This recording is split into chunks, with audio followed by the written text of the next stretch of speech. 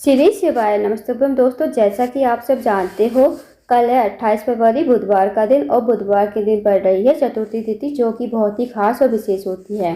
साथ ही दोस्तों 29 फरवरी को है वीरवार का दिन यानी गुरुवार का दिन, और गुरुवार के दिन पड़ रही है पंचमी तिथि, जो कि बहुत ही खास और विशेष होती है। पूज्य गुरु जी पद्म मिश्रा जी ने कुछ विशेष उपाय बताए हैं जो आपको बुधवार और वीरवार के दिन करने हैं। इन उपाय को अवश्य कीजिएगा।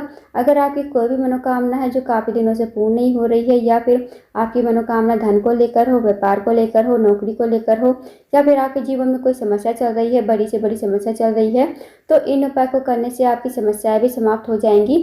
साथ ही साथ आपकी जो भी मनोकामना होगी वो अवश्य ही पूर्ण हो जाएगी। पूज्य गुरु जी की कथा को सुनकर उपाय को अच्छे से समझाने का प्रयास करेंगे। तो आइए दोस्तों, जानते हैं पहला उपाय कैसे करना है। दोस्तों, पहला जो उपाय है वो है विशेष मनोकामना पूर्ति के लिए। यदि आपकी कोई विशेष मनोकामना काफ़ी दिनों से पूर्ण नहीं हो रही है, आपने सभी प्रकार के नियम उपाय पशुपति के व्रत कर लिए, फिर भी आपकी इच्छा जो है पूर्ण नहीं हुई है, या फिर आपके किसी कार्य में रुकावट आ रही है, आपका कार्य जो है पूर्ण नहीं हो रहा है, तो इस विशेष उपाय को अवश्य कीजिए। इस उपाय को करने के लिए सबसे पहले आपको लेने हैं 7 हरे मूंग के दाने। साथ ही आपको लेना है 1 लोटा जल तांबे के पात्र में। अब जो आप 7 हरे मूंग के दाने लोगे वो कहीं से खंडित नहीं होने चाहिए, इस बात का ध्यान रखें। अब दोस्तों, इन्हें लेकर पहुंच जाओ आप शिव जी के मंदिर में। शिव जी के मंदिर में जाकर सबसे पहले जो आपके पास 7 हरे मूंग के दाने हैं, उनमें से 4 हरे मूंग के दाने आपको गणेश जी के स्थान पर समर्पित करने हैं, श्री शिवाय नमस्तुभ्यम कहते हुए, ओम गणेशाय नमः का जाप करते हुए। अब दोस्तों, आप सबको बता दें कि शिव जी का जो पूरा परिवार है वो जलाधारी पर ही विराजमान है।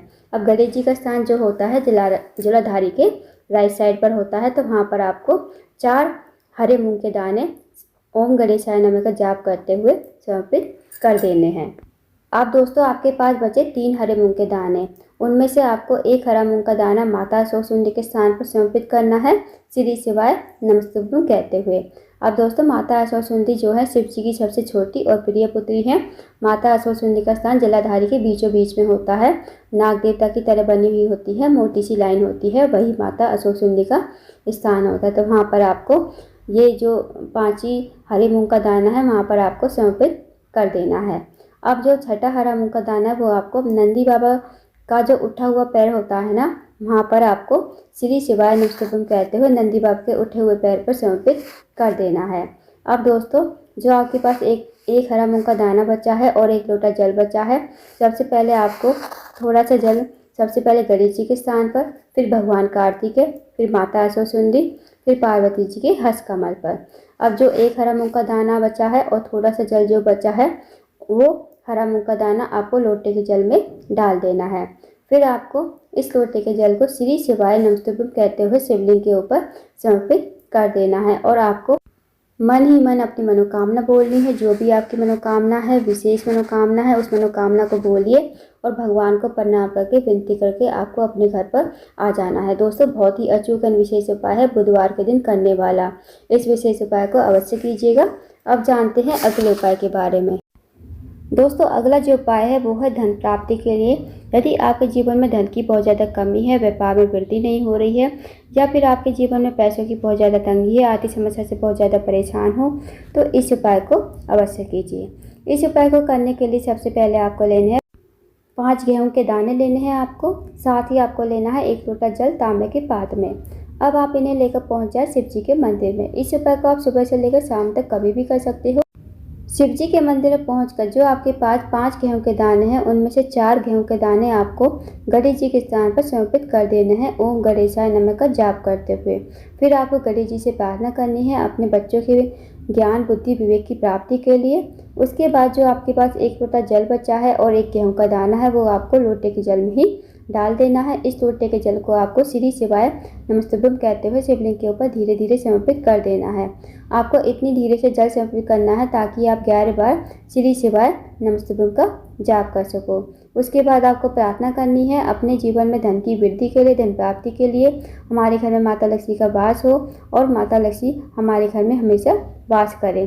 दोस्तों, यकीन मानिए, यदि इस उपाय को करते हो बुधवार के दिन, तो हमेशा आपके घर में लक्ष्मी जी का वास होगा और आपके घर में कभी धन की कमी नहीं होगी। तो इस विशेष उपाय को अवश्य कीजिएगा।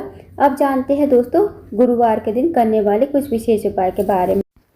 यदि दोस्तों आपका गुरु ग्रह मजबूत है, अगर आपका गुरु ग्रह मजबूत होगा ना, तो आपके जो सारे कार्य होंगे वो पूर्ण होते चले जाएंगे। आपका जो विवाह होगा वो टाइम पर हो जाएगा, आपकी नौकरी भी टाइम पर लग जाएगी, आपकी शिक्षा टाइम पर हो जाएगी, आपके किसी कार्य में बाधा नहीं आएगी, अड़चन नहीं आएगी अगर आपका गुरु ग्रह मजबूत है।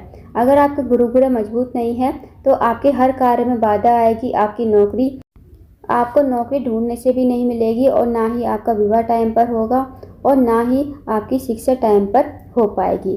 दोस्तों यदि आप गुरु ग्रह को मजबूत करना चाहते हो, साथ ही अपने दुर्भाग्य को दूर करना चाहते हो, अपने जीवन में सौभाग्य की वृद्धि करना चाहते हो, तो इस विशेष उपाय को अवश्य कीजिए।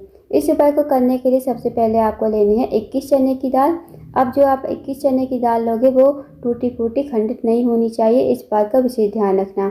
साथ ही दोस्तों आपको लेना है 1 लोटा जल तांबे के पात्र में। साथ ही आपको लेना है एक छोटा सा गुड़ का टुकड़ा। अब इस उपाय को भी आप सुबह से लेकर शाम तक कभी भी कर सकते हो। अब इन्हें लेकर पहुंच जाइए शिव जी के मंदिर में। शिव जी के मंदिर में जाकर जो आपके पास चने की दाल है ना, वो आप एक कटोरी में डाल लीजिए, और जो गुड़ का टुकड़ा है वो भी आप कटोरी में डाल लीजिए। फिर आप इसमें थोड़ा सा पानी डाल दीजिए। अब दोस्तों आपको क्या करना है, ये 1 लोटा जल जो है आपके पास, सबसे पहले श्री शिवाय नमस्तुभ्यं कहते हुए शिवलिंग के ऊपर धीरे धीरे समर्पित कर देना है, और साथ में आपको बृहस्पतिश्वर महादेव का भी स्मरण करते रहना है। अब जो दोस्तों आपके पास 21 चने की दाल है जिसमें आपने गुड़ का टुकड़ा डाला है, वो आपको अपने हाथ में लेनी है। भगवान से प्रार्थना करनी है जो भी आपकी मनोकामना है, चाहे वो धन को लेकर हो, व्यापार को लेकर हो, नौकरी को लेकर हो, या फिर दोस्तों आपके जीवन में कोई समस्या चल रही हो, चाहे वो विवाह की समस्या हो, कर्ज की समस्या हो, धन की समस्या हो, कुछ भी आपके जीवन में समस्या चल रही हो, तो आप अपनी मनोकामना कहिए और अपनी समस्या जरूर कहिए। और फिर आपको ये चने की दाल आपको शिवलिंग के ऊपर बृहस्पतिश्वर महादेव का स्मरण करते हुए और श्री शिवाय नमस्तुभ्यं का जाप करते हुए शिवलिंग के ऊपर समर्पित कर देनी है। 2 मिनट मंदिर में बैठना है, श्री शिवाय नमस्तुभ्यं का जाप करना है। उसके बाद आपको भगवान को प्रणाम करके विनती करके आपको अपने घर पर आ जाना है। यकीन मानिए दोस्तों, यदि हम चने की दाल वाला उपाय करते हैं तो ये जो उपाय होता है गुरु ग्रह को मजबूत करने के लिए होता है, और आपके जिस भी कार्य में बाधा आ रही है उस कार्य में आपके कभी बाधा नहीं आएगी, और आपके जो भी कार्य होंगे वो होते चले जाएंगे। तो इस विशेष उपाय को अवश्य कीजिएगा। जब भी हम चने की दाल शिवलिंग के ऊपर गुरुवार के दिन समर्पित करते हैं दोस्तों, तो वो स्वर्ण के समान मानी जाती है। इस विशेष उपाय को अवश्य कीजिएगा दोस्तों, बहुत ही अचूक विशेष उपाय है। अब जानते हैं अगले उपाय के बारे में। अगला जो उपाय है दोस्तों वो है रोग मुक्ति के लिए। यदि आपके घर में कोई व्यक्ति काफ़ी लंबे समय से बीमार है, या उसकी जो बीमारी है दूर होने का नाम नहीं ले रही है, तो इस विशेष उपाय को अवश्य कीजिए। इस उपाय को करने के लिए सबसे पहले आपको लेना है 1 लोटा जल। साथ ही दोस्तों आपको लेना है 1 बेलपत्र। अब जो आप बेलपत्र लोगे ना, कहीं से कटी फटी और खंडित नहीं होनी चाहिए। अब आपको इन्हें लेकर चले जाना है शिव जी के मंदिर में। इस उपाय को भी आप सुबह से लेकर शाम तक कभी भी कर सकते हो। शिव जी के मंदिर में जाकर सबसे पहले आपको 1 लोटा जल श्री शिवाय नमस्तुभ्यं कहते हुए शिवलिंग के ऊपर धीरे धीरे समर्पित कर देना है। उसके बाद जो आपके पास बेलपत्र है वो आपको अपने सीधे हाथ में रखनी है, महादेव से प्रार्थना करनी है उस रोगी व्यक्ति के लिए जो व्यक्ति आपके घर में काफ़ी लंबे समय से बीमार है, उसकी बीमारी ठीक होने का नाम नहीं ले रही है। उस रोगी व्यक्ति का नाम लेना, गोत्र बोलना, और इस बेलपत्र को कुंडकेश्वर महादेव का नाम लेते हुए शिवलिंग के ऊपर समर्पित कर देना। फिर दोस्तों आपको क्या करना है, आपको 2 मिनट मंदिर में बैठना है, श्री शिवाय नमस्तुभ्यं का जाप करना है। उसके बाद जो आपने बेलपत्र चढ़ाई थी ना शिवलिंग के ऊपर, वो आपको भगवान से विनती करके औषधि के रूप में अपने घर पर लेकर आनी है। फिर आपको ये बेलपत्र रोगी व्यक्ति को खिलानी है। जो व्यक्ति आपके घर में बीमार है उसे आप कुंडकेश्वर महादेव का नाम लेते हुए चबा चबा कर खाने को कहना। यकीन मानिए दोस्तों, यदि आप इस पर करते हो तो उसकी जो बीमारी होगी धीरे धीरे ठीक हो जाएगी, और वो धीरे धीरे रोग मुक्त हो जाएगा। तो इस विशेष उपाय को अवश्य कीजिएगा, बहुत ही अचूक विशेष उपाय है। तो दोस्तों ये थे कुछ विशेष उपाय जो आपको बुधवार के दिन और गुरुवार के दिन करने हैं। इन उपाय को अवश्य कीजिएगा।